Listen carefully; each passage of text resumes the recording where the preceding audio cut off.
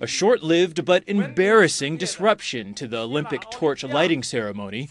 3 protesters belonging to the group Reporters Without Borders evaded police and ran into the field at ancient Olympia as the head of the Beijing organizing committee spoke.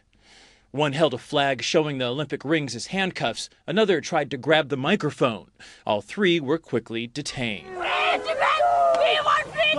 On a statement on its website, Reporters Without Borders said, "We cannot let the Chinese government seize the Olympic flame, a symbol of peace, without denouncing the dramatic situation of human rights in the country."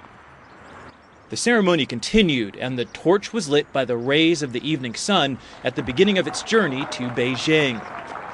The president of the International Olympic Committee said the attempt to disrupt the event was sad and insisted he was discussing human rights with the Chinese. The IOC is engaged into what I call a silent diplomacy with Chinese authorities since day one.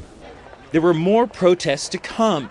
Soon after the ceremony, several exiled Tibetans covered themselves in red paint, a symbolic protest against China's crackdown on recent demonstrations in their homeland. Stop killing in Tibet! The deaths and detentions in Tibet are sparking protests from ancient Greece to London and other cities, as well as calls for a boycott of the Olympics.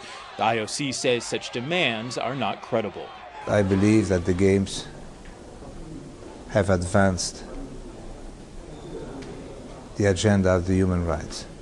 The Chinese authorities say there will be strict security in place when the torch travels through Tibet on its way to Mount Everest, but there will be plenty of opportunities for protests along the torch relay's 85,000-mile journey, one of the longest in history.